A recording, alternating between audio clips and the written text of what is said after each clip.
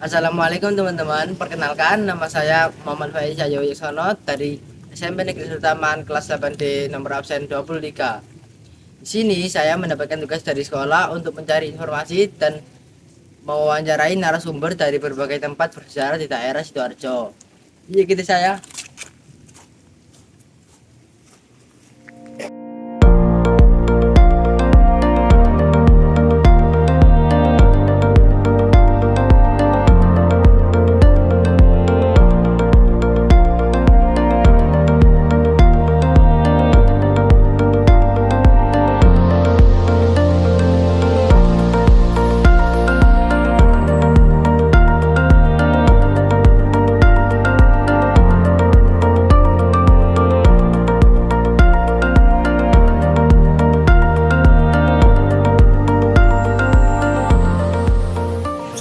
Assalamualaikum warahmatullahi wabarakatuh. Waalaikumsalam warahmatullahi wabarakatuh. Perkenalkan nama saya Muhammad Faiz Cahyo Yuswono dari kelas 8D absen 23. Di sini saya sudah berada di rumah pintar bersama Bapak Marsudi. Oke. Pak, sini saya akan bertanya, bagaimana sejarah berdirinya rumah pintar ini, Pak? Terima kasih Mas Faisal. Jadi rumah pintar ini sejarahnya adalah pertama kali keprihatinan dari Ibu Negara, Ibu Ani Yudhoyono, waktu itu melihat terjadinya gempa bumi yang dahsyat di Aceh, bahkan terjadi tsunami yang luar biasa, sehingga banyak anak-anak yang terlantar, yang tidak punya orang tua, yang sudah nggak punya rumah, sudah nggak bisa sekolah. Akhirnya inisiatif Ibu Presiden, Ibu Negara, Ibu Ani Yudhoyono, maka didirikanlah di daerah situ rumah pintar, di mana rumah pintar itu membantu mereka paling tidak menghilangkan trauma dia, membantu dia untuk bisa belajar lagi, dan yang terpenting menguatkan mental mereka. Baik, Akhirnya di banyak tempat didirikan rumah pintar termasuk di Juanda ini. Pak. Mengapa rumah pintar ini dianggap penting, Pak? Ya, jadi rumah pintar dianggap penting karena rumah pintar ini satu, melengkapi kebutuhan belajar yang ada di sekolah. Jadi kadang-kadang anak-anak ini yang tidak didapat dari sekolah kita berikan di sini. Contoh misalnya pelajaran budi pekerti, kedisiplinan, bela negara, mengenal permainan tradisional, mengenal dunia penerbangan. Itu tidak ada mungkin di sekolah, kita melengkapi. Sehingga kita menjadi idolanya anak-anak. Anak-anak pada kepingin ke sini karena dia bisa bermain outbound, bisa memberi makan satwa, bisa senam bersama, bahkan mereka bisa mengenal dunia penerbangan secara dekat. Oke, Pak. Apa manfaat dari rumah pintar ini, Pak? Manfaatnya sangat banyak. Yang jelas, yang pertama bagi anak-anak atau pengunjung, dia akan mengenal bahwa pentingnya kita berbudi pekerti yang baik, pentingnya menghargai orang lain, pentingnya peduli terhadap lingkungan. Dan yang juga mungkin manfaat yang utama, mereka lebih mengenal tentang penerbangan.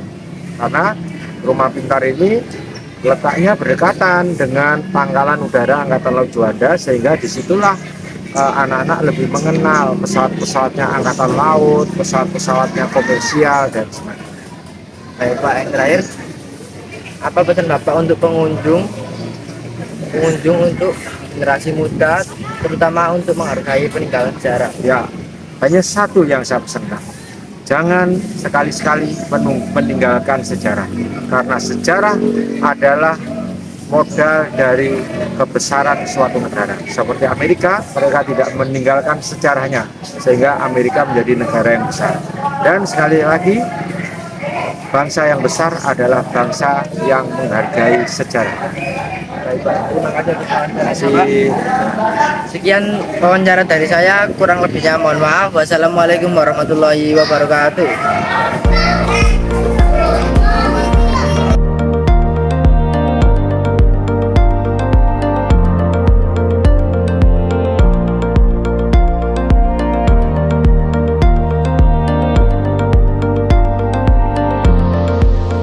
Perkenalkan, nama saya Muhammad Faiz Cahyo Yuswono dari kelas 8D absen 23. Sini saya sudah berada di Candi Dermo. dan bersama Mas. Ya, perkenalkan nama saya Ahmad Ghazali selaku juru pelihara di Candi Dermo. Oke Mas. Saya mau bertanya, bagaimana sejarah berdirinya Candi Dermo? Nah, untuk sejarah berdirinya Candi Dermo ini tentunya didirikan pada tahun 1353 atau abad ke-14.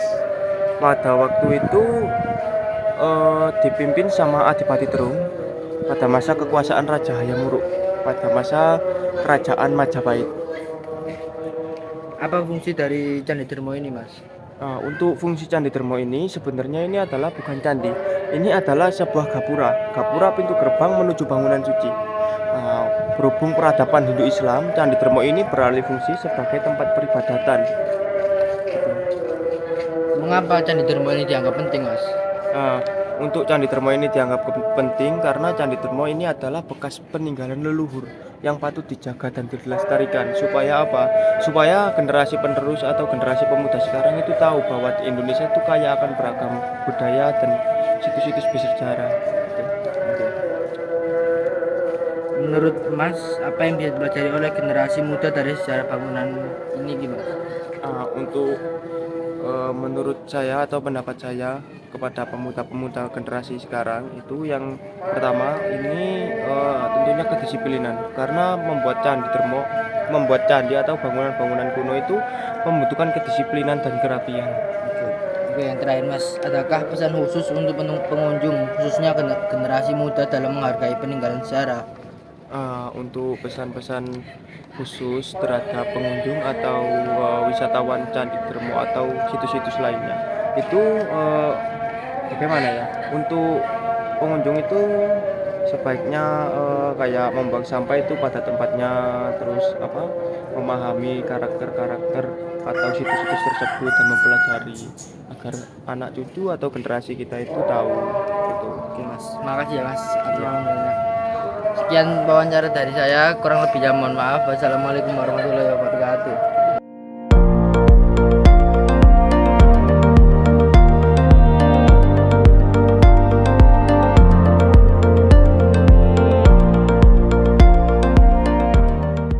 Assalamualaikum warahmatullahi wabarakatuh. Perkenalkan, nama saya Muhammad Faiz Saja Wijaksono, hari kelas 8D absen 23. Sini saya sudah berada di pabrik gula Ulangan dan sama Bapak Utono. Ini Pak, saya ingin bertanya, bagaimana sejarah berdirinya pabrik gula Ulangan? Pada waktu itu berdirinya tahun 1880, masih belum ada ya, masih dalam keadaan posisi dalam perjuangan kemarin itu yang dipimpin oleh bapak yang telah gugur setelah mendahului kita. Ya, kita sudah doakan yang telah gugur di medan perang pada waktu kegiatan itu. Bangsa Belanda menjajah Indonesia selama 35 tahun, ya, 35 tahun. Untuk tanah Indonesia itu mau dikuasai oleh negara Belanda, tapi negara Indonesia nggak diam aja, pasti kita gerakan untuk berjuang maksimal mungkin semua perjuangan sampai tumpah darah untuk mempertahankan negara kita. Karena apa? Negara kita itu negara loh jinawi, sembarang apa wae ditanduri urip, dan untuk kekayaan darat atau lautan itu luar biasa masalah itu dan begitu. Untuk masalah sejarah itu dan untuk di generasi penerusnya ini ya, mulai nenek, mbak, terus sampai kita ini sampai situ. Apa fungsi dari pabrik gula ini, Pak? Fungsinya untuk pabrik gula ini, rujukannya itu untuk menafkahi seluruh keluarga kita. Kak nyugi, nguripi itu maksudnya untuk memberi nafkah, untuk kerja. Satu di pabrik gula ini cuma satu aja. Tadi seluruh kecamatan Tulangan sekitarnya, dan itu pabrik ini untuk perjuangan pada waktu Belanda dulu sampai negara Indonesia merdeka, akhirnya dijajah lagi, akhirnya orang-orang itu bisa memanfaatkan pabrik gula ini sampai sekarang. Tujuannya untuk membiayai anak sekolah, anak putu sampai cucunya, sampai selama awal sampai akhir ini berdiri selama ini untuk dirawat, soalnya tinggalannya pada waktu Bapak itu. Mengapa pabrik gula ini dianggap penting, Pak? Karena pentingnya itu apa? Sejarah ini. Tinggalannya Belanda tahun 1880. Karena digerakkan seperti itu ya. Untuk negara ini, Indonesia itu fungsinya untuk ya apa ya, pabrik gula ini dirawat untuk perawatannya, untuk karyawannya, untuk mesinnya, dan untuk area yang ditanam buat bahan pasok untuk pada waktu piling dulu itu enak. Selama 3 bulan ini sudah mendapat penghasilan, jadi gudang-gudang sudah penuh. Sekarang 6 bulan itu belum sampai penuh. Soalnya apa, tebungnya jenisnya itu jelek sekarang. Kalau dulu kan bagus-bagus. Oke Pak, yang terakhir, menurut Bapak, adakah pesan khusus untuk pengunjung, khususnya generasi muda dalam menghargai peninggalan sejarah? Nah, untuk pengunjungan kesetaraan itu ya, untuk tinggalan nenek dulu, Belanda dulu. Pada waktu itu kan masih rawan, belum bisa dikunjungi. Terus sekarang kalau generasi pemuda sekarang seperti anak sekolah mau kunjungan ke SPB Tulangan. Nah kebetulan ini pabrik ini sudah tidak aktif lagi, sudah tertutup karena bahan pasok tebu sudah menipis. Jadi keleng lahan-lahan sudah menyempit. Jadi dulu tuh waktu sawah tanam dari padi, cukul padi. Jadi sekarang sawah tanam bukan cukul tebu. Sekarang cukul rumah. Jadi penyempitan. Jadi bahan pasok itu mulai menyempit. Karena apa? Pemerintah menutup supaya bahan pasoknya diambil ke pabrik gula PG Kerembung. Baik Pak, makasih buat wawancaranya. Iya. Sekian wawancara dari saya, kurang lebihnya mohon maaf. Wassalamualaikum warahmatullahi wabarakatuh. Waalaikumsalam.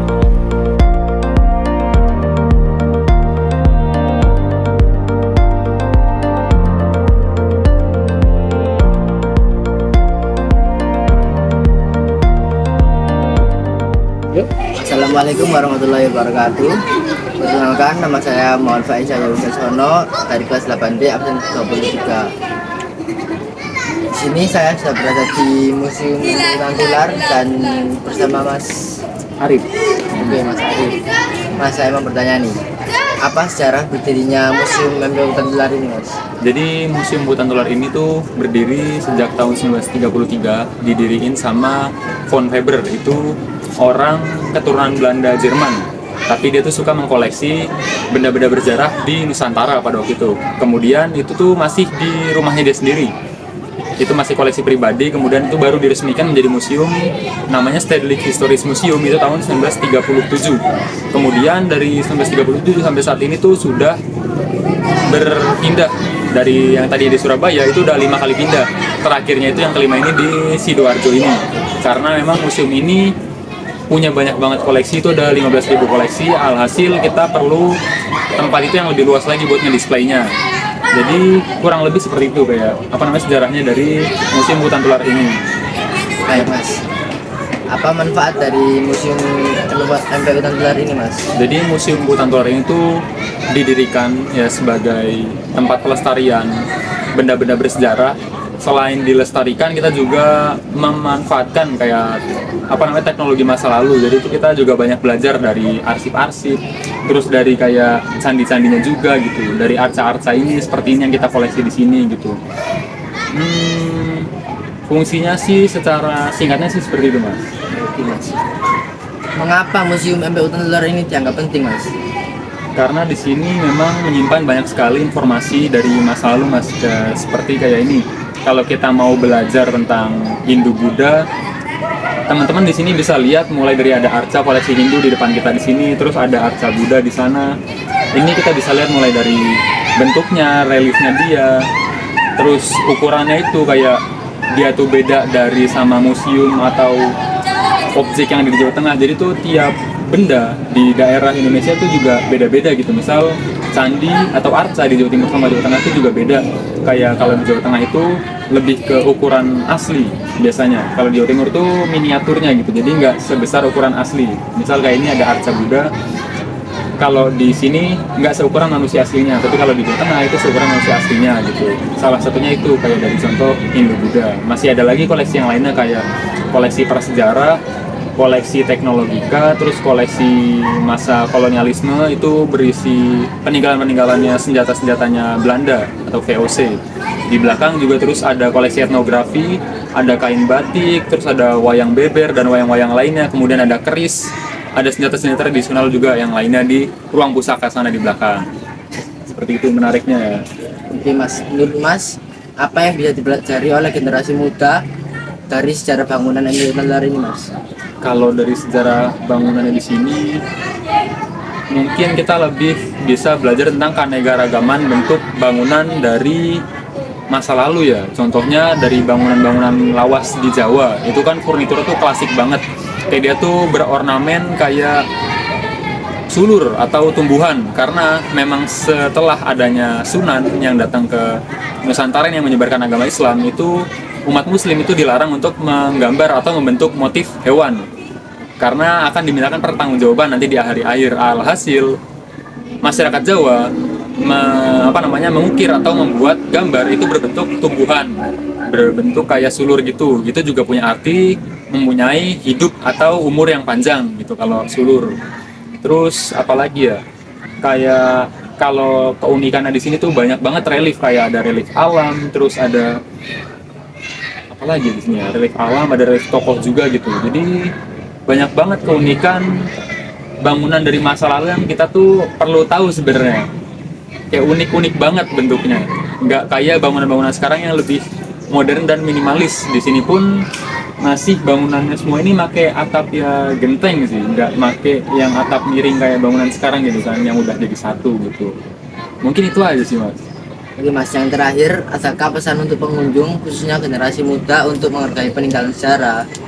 Kalau buat menghargai peninggalan sejarah, teman-teman itu cukup datang, cukup penasaran, itu udah oke banget gitu. Terus sama jangan gampang percaya sama satu sumber saja. Kalau teman-teman pengen belajar sejarah, itu harus punya rasa penasaran atau rasa ingin tahu yang tinggi. Jadi kalau teman-teman ketemu sejarah di TikTok atau di Instagram, itu jangan langsung ditelan mentah-mentah, oh sejarahnya begini ya. Tapi teman-teman cari lagi sumber dari sumber lainnya. Misal teman-teman ketemu sumber di Delper itu kayak situsnya Belanda, terus DKITLV itu juga itu Belanda juga.